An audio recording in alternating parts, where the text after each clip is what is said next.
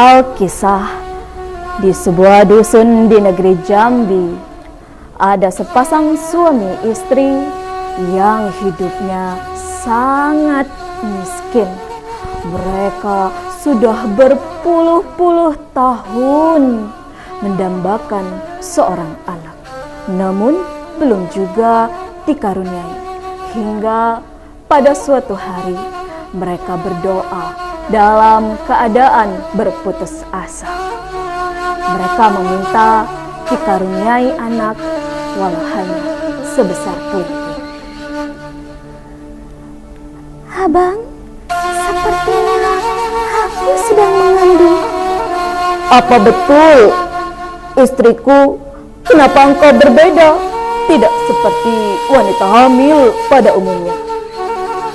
Abang, bukankah kita pernah meminta agar diberikan anak walau hanya sebesar kelingking? Benar sekali. Terima kasih, kau sudah mengingatkanku, duhai istriku. 9 bulan mengandung, benar saja. Mereka telah melahirkan seorang anak yang hanya sebesar kelingking.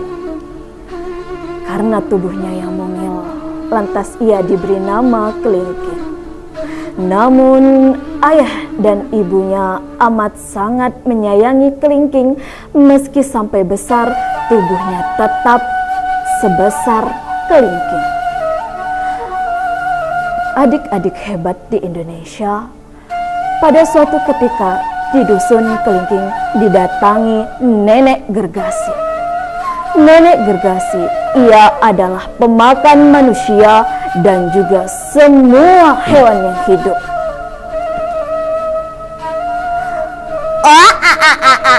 Aku adalah Nenek Gergasi. Di mana para rakyat-rakyat? Di mana ini mereka berada? Kenapa tidak ada yang di kampung? Sebelum Nenek Gergasi datang, ternyata raja sudah memerintahkan para rakyatnya agar segera menghindar dari kampung, mencari perkampungan yang lebih aman. Namun hanya ada satu orang yang bertahan di kampung itu. Ia adalah si kelingking. Ia sudah meminta kepada ayahnya agar dibuatkan sebuah lubang agar kelingking dapat bersembunyi. Hei, rakyat-rakyat, kemana engkau berada? Aku ada di sini. Nenek Gergasi, ini aku. Kemarilah. Mendengar suara tanpa orang, Nenek Gergasi mulai ketakutan. Siapa itu? Berani-beraninya ganggu aku. Aku ada di sini. Nenek Gergasi, sepertinya tubuhmu sangat enak bila dimakan. Mendengar perkataannya, Nenek Gergasi lari tunggang langgang sehingga ia terjerumus ke dalam sebuah jurang. Benar saja, akhirnya tubuh kelingking yang kecil berhasil menyelamatkan dusunnya. Berita Nenek Gergasi sudah menghilang dan lenyap didengar oleh raja dan seluruh penduduk kampung yang akhirnya kembali menuju kampung. Akan tetapi, apa yang terjadi?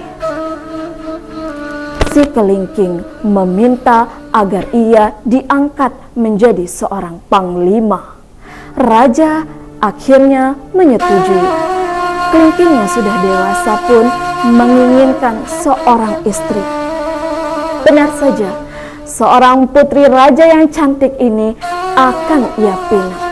Meskipun awalnya ayahanda tidak menyetujui, akan tetapi sang putri akhirnya mau menerima lamaran si kelingking karena buah yang besar yang sudah diberikan oleh kelingking, yaitu berupa lenyapnya Nenek Gergasi. Mereka pun menikah, menggelar pesta selama 7 hari 7 malam. Meski keadaannya terlihat sangat jauh, seperti tidak ada dan hanya sendirian seorang wanita yang duduk di pelaminan. Ketika sudah selesai menggelar pesta, ternyata si kelingking segera pergi menuju sebuah sungai. Kelingking yang menuju sebuah sungai itu merendamkan diri di dalam sungai, dan benar saja ia telah berubah menjadi seorang pangeran yang gagah perkasa. Ia mendatangi rumah istrinya yang tiada diketahui. "Wahai engkau putri raja, bolehkah aku masuk ke dalam rumah?" Mohon maaf, siapa engkau, Kanda? Menurut adat, tidak boleh kita memasukkan lelaki ke dalam rumah. Benar sekali. Ternyata si kelingking ingin melihat bagaimana istrinya sangat-sangat mencintai dan juga mendambakannya. Sehingga pada suatu hari, kelingking setiap malamnya selalu pergi keluar, diminta dan juga oleh istrinya, ia pun dicemburui. Apa yang dilakukan oleh si kelingking? Benar saja, si kelingking lagi-lagi masuk ke dalam sungai dan membuang bajunya di semak-semak. Melihat bajunya sudah dibuang di semak-semak, lalu ia pun berubah kembali menjadi pangeran. Akhirnya sang putri percaya bahwa pemuda tampan itu adalah si kelingking yang dengan kesopanan, kebijaksanaan, kewibawaannya ia berubah menjadi seorang yang gagah perkasa. Begitulah cerita si kelingking yang hidupnya akhirnya berbahagia bersama dengan si kelingking yang menjadi tampan. Nah, para adik-adik yang ada di rumah, demikianlah cerita si kelingking yang dapat Kak Cut sampaikan. Terima kasih. Yeay! Assalamualaikum warahmatullahi wabarakatuh. Hai pemirsa Jack TV dimanapun Anda berada, senang banget dong. Akhirnya saya Ari Giordani hadir kembali di layar kaca Anda, dimana setiap hari Senin jam 3:30 sore pastinya kita akan belajar bersama dan mencari ilmu-ilmu baru tentang kosakata baru, dimana untuk kosakata baru tersebut dapat kita aplikasikan di kehidupan sehari-hari. Pastinya di Pesona Bahasa Salam Literasi. Nah, hari ini harus sendirian nih guys. Guys, ini bahasa Indonesia bukan ya? Bukan. Jadi guys, ini adalah bahasa anak gaul gitu papa ya. Jadi untuk teman-teman semua nih perlu diinformasikan bahwasanya tadi kita sudah mendengarkan dong, ada Kak Cut di sana sudah mendongeng. Nah, seperti hal yang kita ketahui bersama bahwasanya ini mendongeng adalah salah satu bisa dikatakan udah jarang banget didengar, apalagi di era-era tahun-tahun 2000 ke atas. Ini udah sangat jarang banget kita dengar untuk yang namanya dongeng. Dan ternyata mendongeng ini tidaklah gampang. Dia harus memiliki beberapa karakter suara dan juga memiliki beberapa intonasi-intonasi, sehingga suara-suara dan intonasi tersebut pun juga masuk ke dalam cerita yang didongengkan tadi. Dimana untuk dongeng pertama yang udah dibacakan atau disajikan oleh Kak Cut adalah tentang cerita rakyat Jambi, yaitu si kelingking. By the way, assalamualaikum warahmatullahi wabarakatuh dong untuk Kak Cut Citra Novita. Ya, waalaikumsalam warahmatullahi wabarakatuh. Sehat Kak Cut? Alhamdulillah sehat. Ini dari Aceh atau gimana? Namanya memang dari Aceh, tapi saya asli Jambi. Oh, asli Jambi lah. Asli Jambi. Iya. Untuk Kak Cut sendiri nih. Iya Kak Ari. Saya sangat terbawa banget dengan suasana Kak Cut untuk mendongeng, bercerita, sehingga saya pun masuk ke dalamnya. Seolah-olah saya ini adalah seorang pangeran yang bertubuh kecil. Panggil saja saya telunjuk. Kecil banget kalau kelingking. Boleh nggak saya jadi telunjuk? Atau jadi manis? Iya boleh Kak Ari. Manis aja ya, sesuai orangnya manis. Nah, untuk Kak Cut sendiri nih tinggal di mana sih Kak Cut? Saya tinggal di kota Jambi dong Kak Ari. Daerah mana? Tepatnya di kilometer 10. Itu daerah mana ya? Atau biasanya disebut dengan PAL 10. Oh, tetangga saya. Iya, oke. Nah, untuk kegiatan sehari-hari? Saya sendiri sebenarnya ini baru pulang dari Jambi Kak Ari, karena saya sebagai mahasiswi di pasca sarjana UIN Sunan Kalijaga Yogyakarta. Oh, Iya, dan Mbak karena Yu. Mas. Neng Jogja. Udah kayak nenek tadi nggak suka ketawa saya. Nenek apa tadi ya, Pak? Nenek Kadarsi ya? Gergasi. Oh, Gergasi. Gergasi dong. Nah, untuk Kak Cut sendiri nih sedikit cerita nih ya. Basic bisa memiliki kemampuan mendongeng ini sejak kapan sih, Kak? Sejak 2017 Kak Ari. Jadi 2017. Jadi waktu itu saya mengikuti memfollow kegiatan Kampung Dongeng Seloko Jambi. Oke. Di situ kegiatannya ada pekan ceria. Saya coba ikutin, kok asik ya, kok seru ya, dan basicnya saya juga dari pendidikan anak usia dini. Jadi hal itu runtun. Sehingga setelah mengikuti di akhir tahun 2017 saya akhirnya mengikuti kemah dongeng nasional di Cimahi, Bandung. Oh, itu salah satu program ya? Salah satu program dari Kampung Dongeng Indonesia. Oh, asik juga ternyata ya. Iya, Kak Ari, dan pertama kalinya saya terpilih dari 70 orang peserta kemah dongeng. Akhirnya saya terpilih menjadi satu yang terbaik untuk tampil di Pekan Ceria Kado Cimahi, itu sebanyak 300 orang. Itu untuk pertama kalinya. Oh, congratulations, selamat. Alhamdulillah. Keren banget, dan itu tidak gampang ya mencapai ke prestasi ke titik yang demikian. Nah, ketertarikan apa sih yang membuat Kak Cut ini tiba-tiba, oke, kayaknya basic aku atau passion aku ada di sini nih. Nah, kira-kira apa? Betul sekali Kak Ari. Jadi sebenarnya saya itu sebelum sebagai seorang pendongeng adalah deklamator. Iya, jadi itu sejak SMA tuh udah berpuisi, juga udah beberapa kali menang di kantor bahasa. Namun setelah kuliah, karena pendidikan saya pendidikan anak usia dini, S1-nya, jadinya hal itu nyangkut sekali untuk anak usia dini. Saya sendiri tadinya tidak suka dengan, juga tidak terlalu sayang kepada hewan, kepada binatang. Setelah saya mendengar cerita dari kakak-kakak bagaimana kisah Rasulullah menyayangi hewan, kucing terutama, akhirnya saya sendiri merasa, oh iya ya, saya harus memiliki dan menanamkan nilai itu pada diri saya sendiri. Sehingga saya juga ingin cerita ini tersampaikan oleh anak-anak dan karakternya bisa terbentuk melalui cerita. Wow, jadi ternyata banyak sisi positifnya ya. Betul sekali, untuk kita Kak Ari. menekuni yang namanya mendongeng tersebut. Nah, untuk kakak sendiri nih, terakhir kesehariannya nih di mana aja selain di Jogja? Di Jogja ngapain aja nih?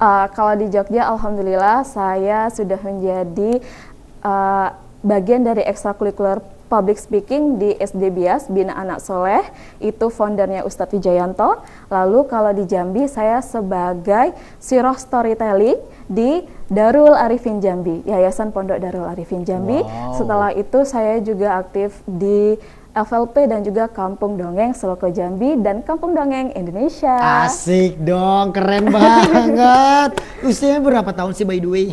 18 Kak. 18 tahun. Wow. Belum selesai loh Kak. Belum. Ditambah 5. Oh, dasar nenek Garsi. Bukan nenek ya? Bukan Kak. Saya takut nanti dimakan saya. Oke deh pemirsa. Nah, nanti kita akan cerita-cerita lagi sama Kak Cutnya. Ini asik banget nih untuk pembahasan hari ini, di mana kita ada tema eksistensi cerita rakyat bagi perkembangan anak. Seperti biasanya sih saya berdua ya teman-teman ya. Dimana untuk partner saya si Sol Lina, bukan Sol sepatu, dia sedang mudik pemirsa. Jadi katanya sih dia ketika pulang nanti bawa bika embon untuk aku ya. Karena hari ini aku ditinggal sendiri nggak apa-apa. Semoga dia selamat sampai tujuan dan juga tenang di sisinya. Maksudnya tenang bersama saudara-saudaranya di kampung. Nah seperti biasa nih ya. Dimana kita juga akan dihadirkan oleh narasumber-narasumber yang sangat luar biasa, pasti akan memberikan banyak sekali informasi-informasi menarik untuk Anda. Di antaranya yang pertama kita juga udah kehadiran narasumber yang pertama ada dari Kakak Natalia selaku psikolog. Halo, selamat sore Kak Natalia. Halo, selamat sore. Senang sekali saya melihat senyumnya. Saya juga senang. Mata geteknya mana? Lalalala. Asik ya kalau psikolog ya. Dia gampang masuk ke siapa aja, seperti apakah karakter dan juga seperti apa cara membawakan orang itu pasti bisa, karena dia sangat amat memahami karakter satu dan lainnya. Oke. Untuk itu harus ucapkan juga selamat datang nih seperti biasa kepada ayahanda tercinta. Hari ini menggunakan masker berwarna putih ya. Logonya tetap Tutwuri Handayani. Ada Bapak Syaiful Bahri Lubis selaku Kepala Kantor Bahasa Provinsi Jambi. Selamat sore Pak ya. Ya, selamat sore Bang Ari, selamat sore pemirsa dimanapun Bapak Ibu, adik-adik semua berada. Mudah-mudahan sebagaimana di minggu-minggu sebelumnya doa kita bersama, corona secepatnya pamit undur diri dari kita semua. Mudah-mudahan ya, amin. Amin. Ya. Nanti kalau dia pamit, kita kasih tarik kapur sirih deh gitu ya. Ya, betul. Ya udah kalau gitu untuk Kak Natalia juga Papa Syaiful, nanti kita akan cerita banyak nih. Banyak banget pertanyaan-pertanyaan dan juga banyak sekali nih yang ingin Ari tanya. Untuk Kak Natalia, Pak Syaiful dan juga untuk Kak Cut. Untuk pemirsa jangan kemana-mana karena setelah jeda pariwara berikut ini kami akan segera kembali. Dan kira-kira apa sih pembahasan kita setelah ini? Untuk itu tetaplah bersama kami di Pesona Bahasa. Salam Literasi.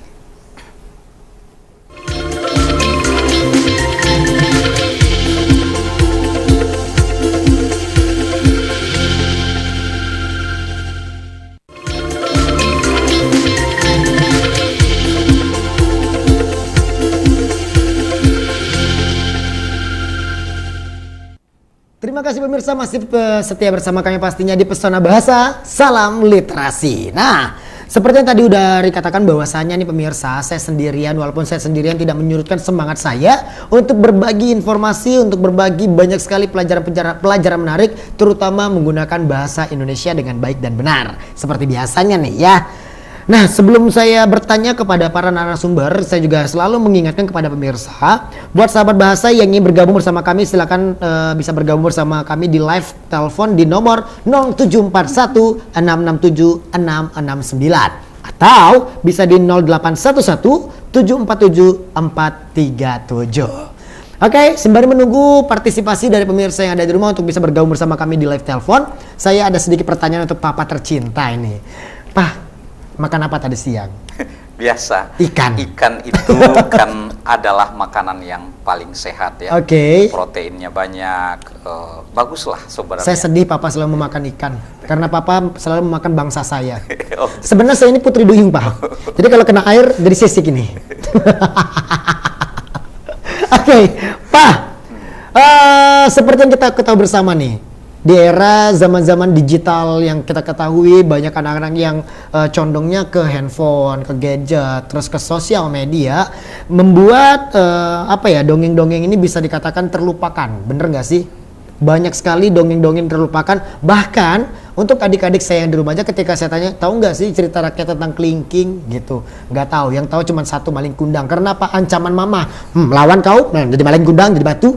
Nah, tapi kalau yang namanya kayak si kelingking, terus juga ada cerita-cerita rakyat dari lainnya kayak asal mula dari Pulau Kemarau Palembang, itu kan banyak yang belum tahu nih.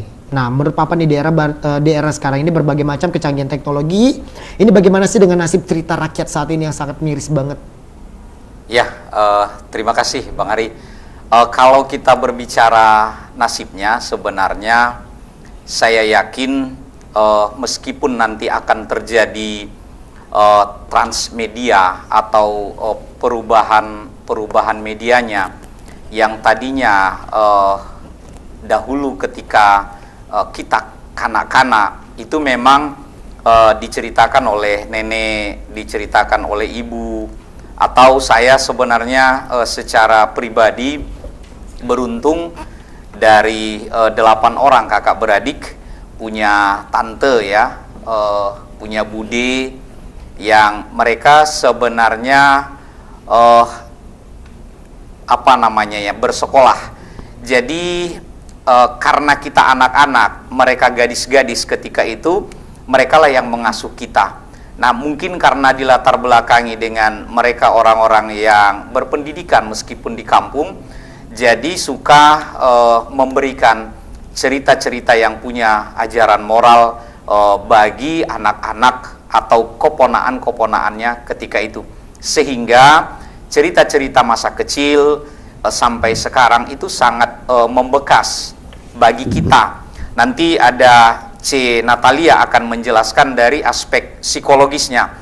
Sebenarnya kan dongeng ini sangat penting, terutama bagi perkembangan anak-anak ya di usia mereka, karena dengan bercerita ini melibatkan aspek otak, belahan otak kanan kita, sehingga cerita-cerita yang berupa imajinasi yang diceritakan oleh pendongeng, yang dongeng-dongeng itu diambil dari cerita rakyat dan lain sebagainya, itu sangat bermanfaat. Meskipun tadi dalam gempuran teknologi, ya memang kita lihat perkembangannya, bisa saja sebenarnya kalau memang orang tua yang cerdas memanfaatkan teknologi gawai atau gadget itu untuk membantu menggantikan mereka dalam hal berdongeng atau dalam bercerita. Meskipun pastilah ada perbedaan karena terjadi tadi perubahan media ya. Jadi ada transformasi medianya. Yang tadinya kan kita lihat Kak Icut sendiri yang bercerita, tentu nilai rasanya atau suasananya sangat berbeda kalau kita mendengarkan dongeng misalnya melalui rekaman video di HP kita misalnya. Itu pasti berbeda. Iya. Tapi mudah-mudahan saya yakin, karena juga bukan hanya kita yang katakanlah lebih memfokuskan diri dalam dunia sastra, dalam dunia bahasa, tapi para dokter, para psikolog, para orang tua, atau para praktisi pendidikan anak, mereka paham bahwa hal-hal seperti ini sangat penting bagi anak-anak. Jadi tidak hanya kita yang kaitannya dengan bahasa atau sastra, tapi orang tua lain, psikolog dan lain sebagainya pasti paham kegunaan ini, pasti sangat positif bagi perkembangan anak. Jadi saya pada prinsipnya tidak terlalu khawatir ya, tidak terlalu khawatir dengan hilangnya cerita rakyat, karena justru para akademisi, kemudian para praktisi dan sebagainya, mereka menganggap justru ini harus tetap kita pertahankan. Benar karena sekali. tadi manfaatnya sangat jelas. Benar. Nah, yang Ari tahu sih bukan hanya si kelingking aja ya cerita dari Jambi ya, masih banyak lagi cerita-cerita lain seperti ada kayak ketimbung bungku, terus juga ada rang kayu hitam dan lain sebagainya. Yang Ari tanya ini, bagaimana sih strategi di ruang lingkup pemerintah, tidak terkecuali untuk kantor bahasa nih, agar warisan leluhur ini tidak hilang dimakan zaman nih Pak? Ya, baik, kalau dari kita sebenarnya di kantor bahasa, di samping memang ada lomba dongeng ya. Lomba dongeng biasanya itu selalu ada ya? Ya, pesertanya adalah guru-guru PAUD biasanya. Jadi karena memang dongeng ini kan banyak di pendidikan anak usia dini. Benar. Nah, jadi biasanya kalau kantor bahasa membuat lomba, jadi nanti yang ikut berlomba adalah diutamakan yang guru-guru PAUD. Nah, lalu di sisi lain memang kita juga mengundang umum ya, meskipun umum itu banyak diisi oleh sastrawan, penulis, guru-guru untuk menuliskan kembali cerita rakyat dalam versi mereka dengan modifikasi penggunaan bahasa yang disesuaikan dengan tingkatan-tingkatan pembaca. Kan ada pra membaca namanya, ada membaca dini, lalu ada nanti anak-anak yang SD dan SMP.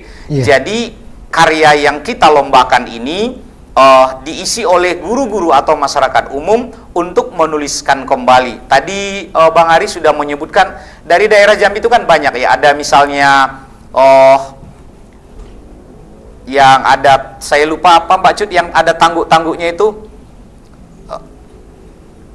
Dia mengisahkan sawahnya itu hanya selebar tangguk. Selebar tangguk. Setiap padinya dipanen, nanti dia muncul lagi, putri tangguk namanya. Maaf, putri tangguk.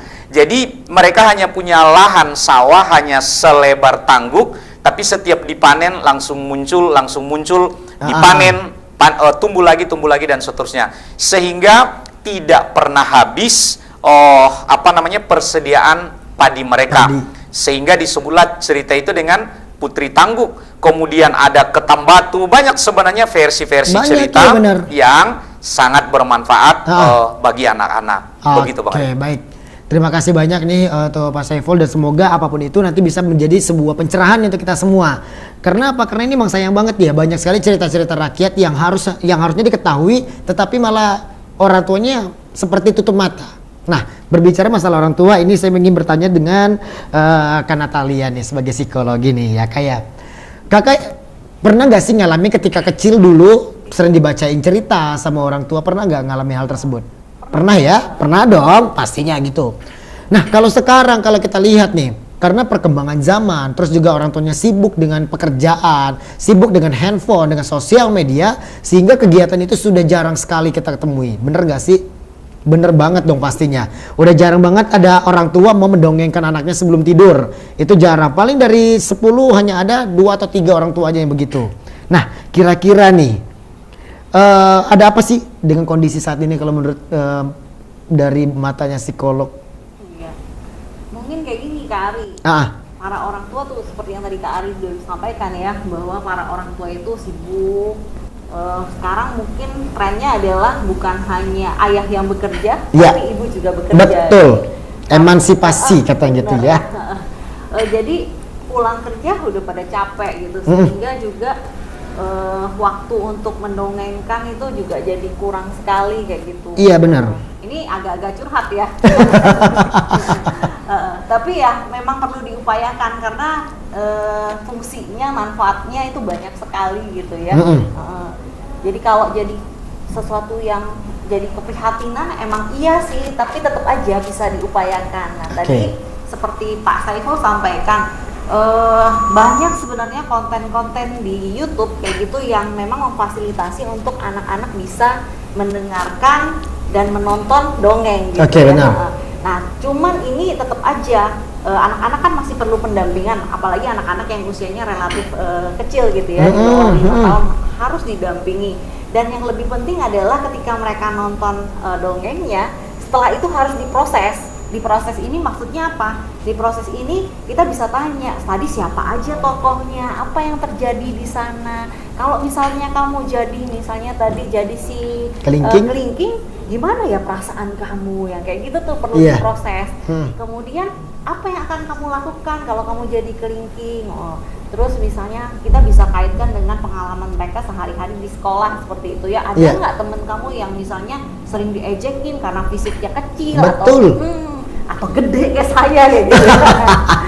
Nah kita bisa proses di bagian itu gitu, sehingga anak-anak tuh juga dapat nilai-nilai tertentu yang oh ya nggak apa-apa sih misalnya kecil tapi ternyata bisa jadi panglima ya Kak Icut ya. Iya, betul sekali. Kayak gitu Kak. Oke, ini menarik banget nih. Benar sekali sih apa yang telah diungkapkan oleh Kak Natalia, bahwasanya walaupun kita tidak 100% membacakan dari dongeng tersebut terhadap anak tercinta, melainkan kita juga bisa kok mensosialisasikan atau menginformasikan, nih ada tontonan bagus nih nak, gitu ya. Jadi kita harus bisa mengawasi, dan setelah itu kita langsung bercerita kembali kira-kira apa kesimpulan dari cerita tersebut, sehingga kedekatan anak dan juga orang tua pun juga tidak bisa terbatasi oleh handphone. Bener gak sih? Walaupun memang sih Kak Ari lebih bagus idealnya kalau itu bisa disampaikan secara langsung, karena apa? Ekspresi wajah itu nggak tergantikan gitu. Waktu tadi kayak Kak Icut cerita gitu ya, ekspresinya kan main sekali. Dapet banget. Jadi anak-anak juga belajar untuk mengenali berbagai macam emosi. Berbicara masalah emosi nih, emosional anak, atau juga bicara tentang perkembangan anak nih ya Kak ya. Tidak bisa kita lupakan dong untuk cerita rakyat salah satu pelengkap dalam hidup kedekatan orang tua dan anak. Contohnya yang kayak tadi Ari bilang di awal, cerita Maling Kundang. Nah, jangan melawan ya, nanti kamu bakal jadi batu tuh kayak Maling Kundang. Jadi kan emosional mereka akan terjalin dengan baik. Dan anak-anak selalu mencamkan di benaknya, oke, aku nggak berani melawan, nanti aku bakal jadi batu kayak Maling Kundang gitu kan. Nah, mungkin bisa dijelaskan nggak sih dari sisi psikologi dalam hal ini seperti apa?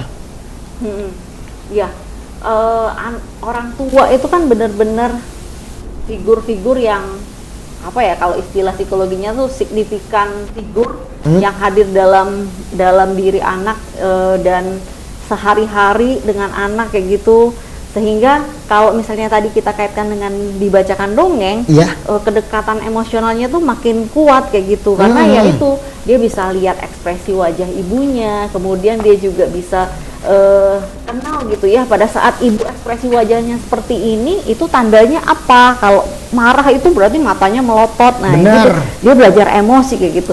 Kalau misalnya senang sekali, wah senyumnya tuh bisa lebar, koden gitu ya. Iklan juga ujungnya gitu ya. Nggak boleh ya. Refleks soalnya Kak. Nggak apa-apa, aman. Jadi begitu, ketika anak deket secara emosi gitu, dia bisa belajar apapun. Iya. Dan dia benar. nyaman kayak gitu kan. Setuju banget apa yang diucapkan atau diutarakan oleh Kak Natalia, karena ketika saya waktu itu pernah bercerita nih tentang Malin Kundang dengan ekspresi sungguh tega kamu nak tidak mengakui ibu, dia nangis loh keponakan saya loh, karena emang bener-bener perasaan anak itu sebenarnya bisa dipermainkan dengan ekspresi, bener gak sih? Oke, baiklah, sepertinya ada bunyi nih, tapi nanti kita tahan dulu pemirsa. Nanti kita akan jadi bergabung setelah jadi pariwara berikut ini, tetaplah bersama kami di Pesona Bahasa Salam Literasi. Kami akan segera kembali.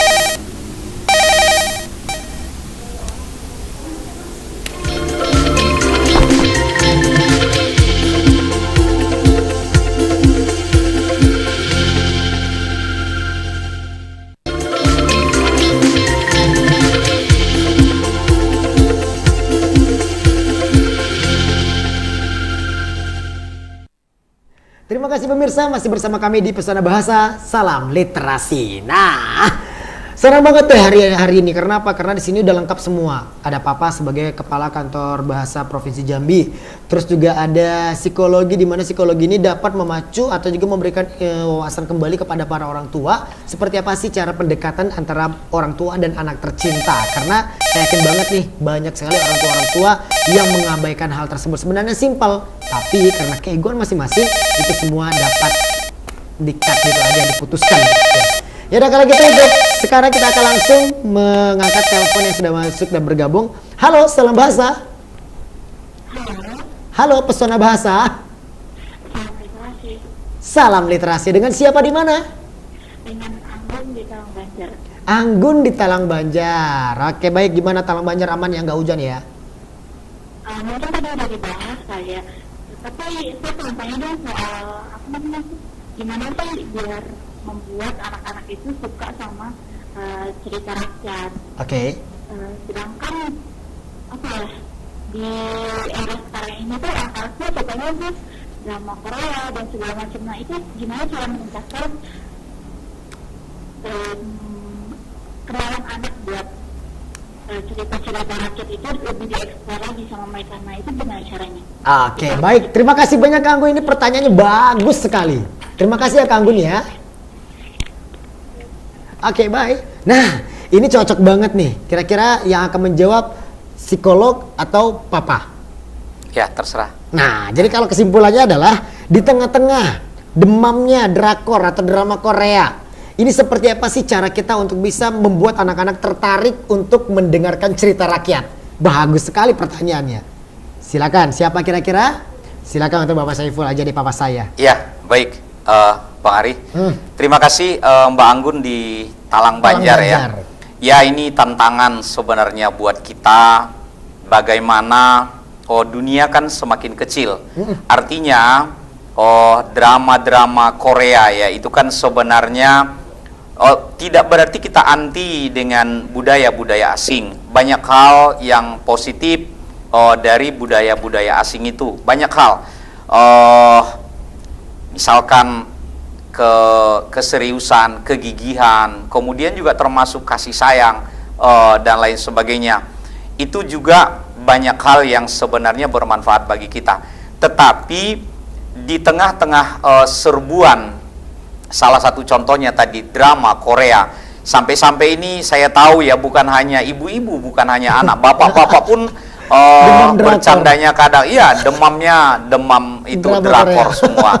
Nah, ini harus disandingkan atau dipadankan dengan misalnya orang-orang seperti Kak Icut atau teman-teman yang lain, harus menyajikan misalnya sajian-sajian berupa dongeng-dongeng yang jauh lebih menarik, jauh lebih ekspresif untuk mengalahkan tontonan-tontonan yang tadi sifatnya menjadi tantangan bagi kita. Nah, jadi salah satu caranya adalah kalau kita orang tua memang semuanya itu tergantung pembiasaan. Bagaimana mereka biar terbiasa juga membaca, terbiasa misalnya segala sesuatunya, ya tentu harus ada yang dibatasi. Misalkan Kalau mereka waktunya harus belajar, ya HP ya tidak boleh lagi ada di mereka. Oke. Kalau misalnya HP-nya masih kita bebaskan ke mereka, atau kadang sebenarnya awalnya dari orang tua yang salah. Gara-gara anaknya nangis, biar si ibu bisa mengerjakan segala sesuatu, maka yang dikasih HP. Betul. Maka itu sebenarnya. Jadi awalnya dosa itu adalah dari orang tua, sebenarnya. Saya menyebut dalam tanda kutip adalah dosa, begitu ya. Nah, jadi sebenarnya justru bukan cara-cara itu yang harus dilakukan, tapi anggaplah itu sudah telanjur, anak-anak sudah terbiasa dengan HP dan lain sebagainya, maka ada nanti cara untuk bagaimana menerapi agar mereka perlahan bisa meninggalkan HP tadi. Ya, Oke, artinya dengan kebiasaan itu ya. memberikan kebiasaan-kebiasaan lain Oke. yang positif, buku atau kalaupun tontonan yang bermanfaat lainnya. Itu salah satu. Tapi nanti kan bisa dari sudut pandang psikolognya, bisa nanti C. Natalia menambahkannya. Terima kasih Pak. Sebenarnya banyak sih Pak ya tontonan yang memberikan tuntunan sebenarnya. Nah, terkadang orang tua ini yang membuat anaknya ini menjadikan senjata ketika nangis. Kalau aku nangis dia pasti aku dikasih. Jadi nangis itu adalah senjata yang membuat orang tua berdosa gitu ya, kata Bapak ya tadi ya. Dosanya orang tua itu diciptakan oleh orang tua sendiri. Oke, terima kasih banyak. Nanti kita akan bahas lebih dalam lagi sama Kak Natalia. Namun sebelum ke Kak Natalia, ada siapa ini? Halo kakak, aku Linda. Siapa? Siapa? Linda. Linda? Bukan Linda, Kak. Nama kamu siapa? Linda. Dinda. Rinda namanya. Oh, Kak. Rinda. Iya. Rinda sehat.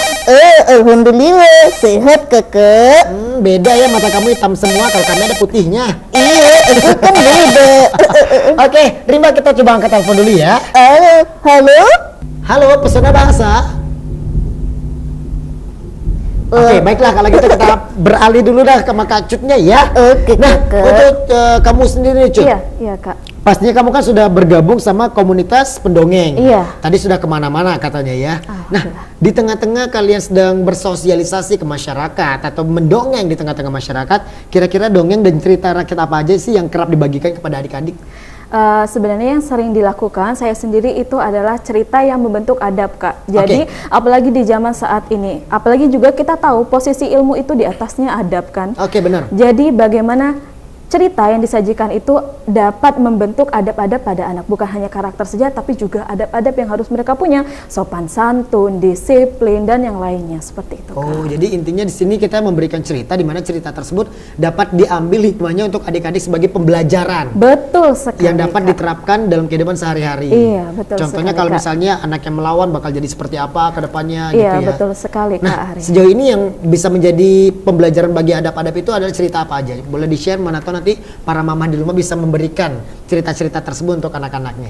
Iya, jadi cerita-cerita adab yang sering Kak Cut sampaikan juga bersama dengan Rimba ini adalah adab keseharian, Kak. Jadi saat makan, adab bersama orang tua, adab sebelum tidur, adab mau tidur, adab-adab kecil itu saja harus dilakukan kepada anak karena nilainya mungkin banyak yang kira itu gampang, itu sepele, tapi padahal banyak nilai yang terkandung di dalamnya.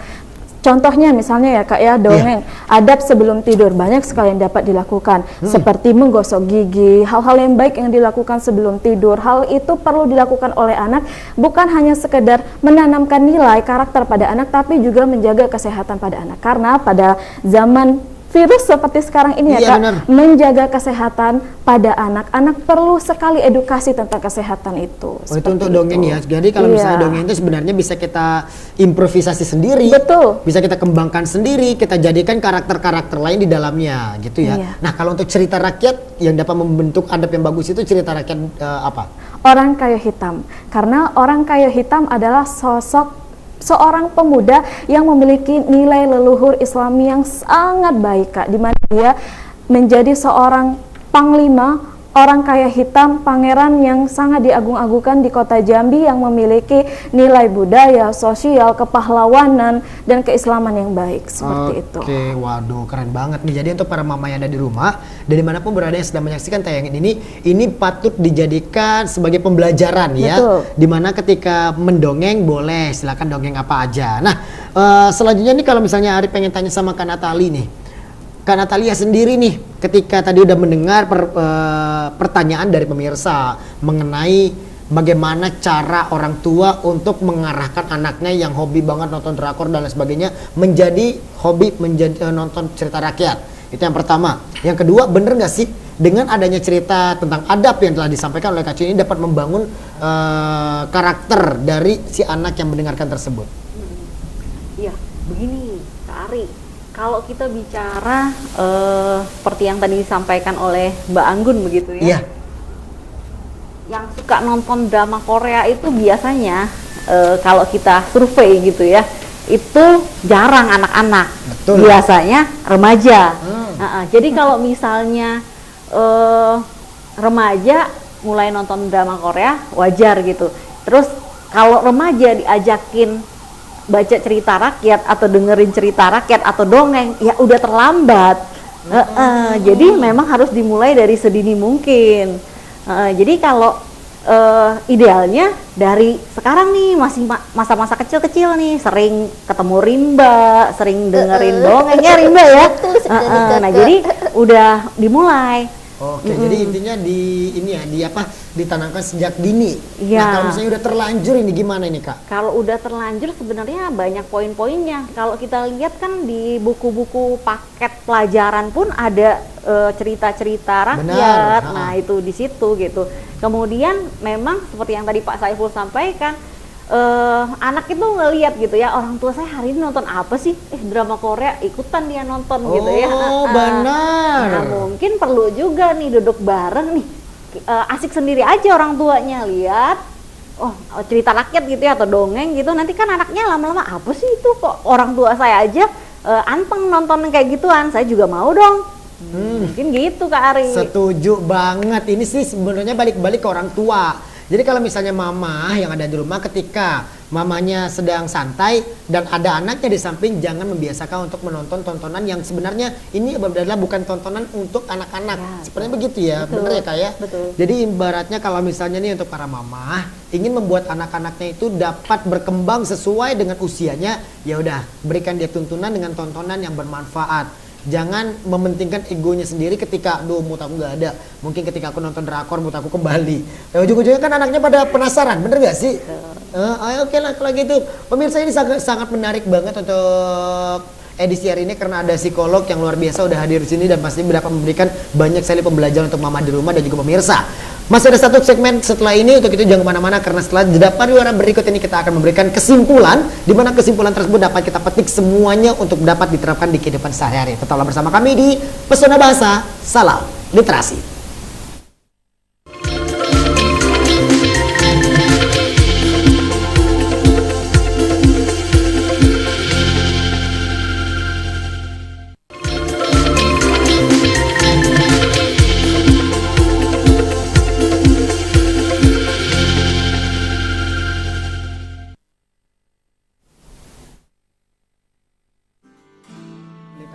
Dan langsung aja kita dengarkan dongeng yang sangat menarik persembahan dari Kak Cut.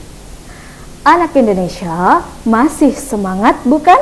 Di sesi terakhir ini Kak Cut akan kembali menyampaikan sebuah cerita rakyat yang berjudul Orang Kaya Hitam. Orang kaya hitam agung di mano-mano,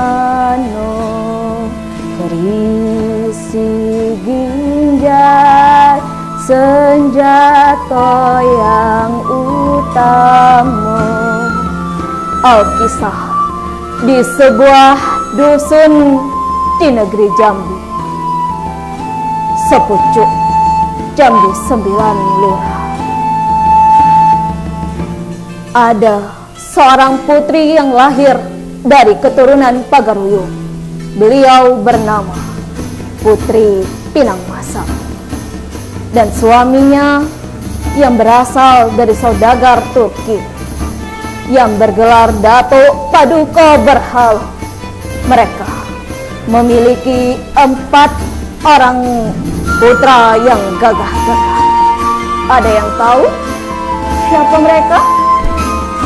Ya, yang pertama ada orang kaya Pingai, ada orang kaya Kedataran, ada orang kaya hitam dan ada orang kaya gendut.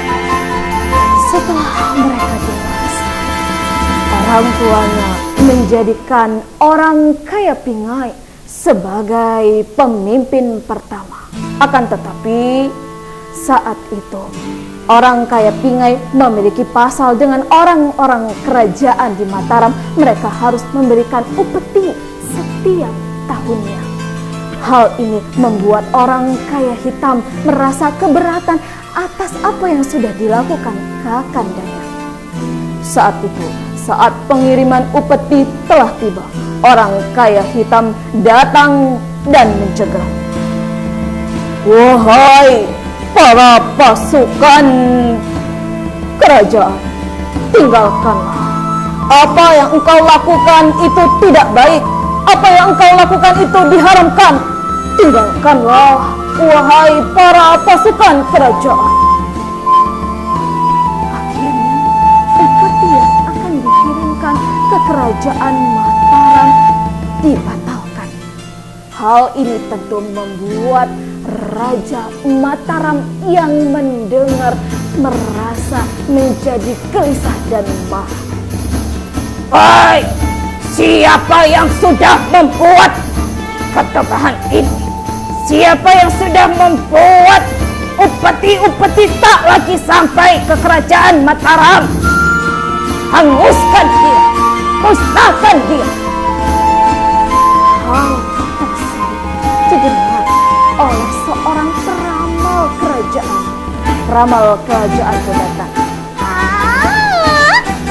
Lapor, komandan kerajaan. Aku ingin melapor bahwasanya orang kaya hitam hanya bisa dibunuh dengan satu senjata. Senjata itu bernama keris. Keris yang dibuat dari logam-logam yang hanya bisa dibuat setiap hari Jumat. Wah, mendengar apa yang sudah dikatakan oleh peramal tersebut, akhirnya sang raja segera memerintahkan agar Empu membuat keris. Perintahkanlah kepada Empu pembuat keris agar ia dapat segera membuat keris, agar keris tersebut bisa kita gunakan untuk melenyapkan orang kaya kita. Segera. Akhirnya mereka pun membuat keris. Dan apa yang terjadi setelah keris dibuat, orang kaya hitam pun tahu bahwa keris itu sudah dibuat. Terjadilah pertempuran antara Empu dan pembuat keris, sehingga orang kayu hitam menang. Apa yang terjadi setelah itu? Kerajaan Mataram sudah membuat keputusan untuk menindas semua upeti dan melanjutkan kedamaian, sehingga keris Siginjai menjadi simbol kesultanan orang kayu hitam. Wow, Kak Cut keren banget. Terima kasih Kak Ari. Keren. Oke baik pemirsa, ini enak banget nih cerita-cerita yang udah disampaikan oleh Kak Cut. Namun ya sebagai penutup atau juga kesimpulan untuk episode kita kali ini di Pesona Bahasa Salam Literasi, sedikit nih untuk Papa Saiful. Sedikitnya maksudnya begini Pak, kita tinggalkan orang kaya hitam karena saya yakin banget orang kaya hitam itu orangnya luar biasa ya. Di sini yang Ari ada sedikit kesimpulan yang kita cari bahwasanya ketika ada seorang mahasiswa atau mahasiswi nih, di mana mahasiswa-mahasiswi ini mengetahui cerita rakyat tertentu di wilayahnya, namun secara detail mungkin dibutuhkan penelusuran lebih dalam untuk menghasilkan sebuah karya.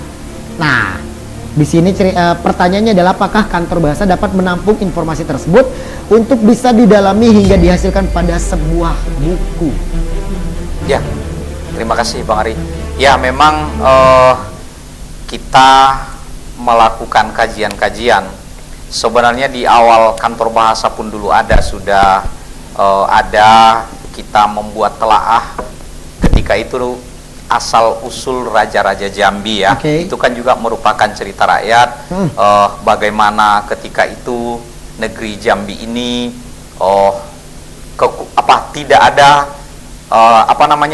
krisis pemimpin. Jadi tidak ada calon pemimpinnya, sehingga dibuatlah semacam audisi untuk mendapatkan raja. Ada 3 syarat ketika itu ya. Syarat yang pertama, tahan digiling oleh ya penggilas jalan. Oke. Syarat yang kedua, bisa menjadi peluru meriam, ditembakkan sampai ke Tebo, sampai ke Kerinci, kan begitu ya. Yang ketiga, dimasukkan ke dalam sebuah kerangkeng atau keranjang, lalu dimasukkan ke Sungai Batanghari. Oh. Tentu kan kalau pemimpin itu kan membutuhkan kesaktian-kesaktian. Nah, ternyata dari 3 cara ujian itu ada yang lolos ujian 1, tapi ujian 2 atau 3-nya tidak lolos. Atau ada yang lolos ujian 1 dan 2, 3-nya dia tidak lolos. Yang akhirnya nanti kesimpulannya, karena tidak ada yang lolos dari tes itu, maka panitia lah kurang lebih seperti itu mencari calon raja dari luar Jambinya. Nah, jadi dari awal kita sudah melakukan kajian-kajian banyak. Bahkan